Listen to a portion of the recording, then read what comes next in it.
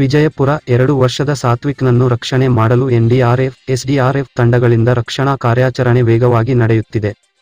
ಜನನು ರಿಜವೇ ಗಂಟೆಗಳಲ್ಲಿ ಮಗುವನ್ನು ಹೊರತೆಗೆಯಲಾಗುತ್ತದೆ. ಈಗಾಗಲೇ ಕೊಳವೆ ಬಾವಿಯಲ್ಲಿ ಸಿಲುಕಿಕೊಂಡಿರುವ ಮಗು ಅಳುತ್ತಿರುವ ಧ್ವನಿಯನ್ನು ರಕ್ಷಣೆ ಪಡೆ ಸಿಬ್ಬಂದಿ ಕೇಳಿಸಿಕೊಂಡಿದ್ದಾರೆ.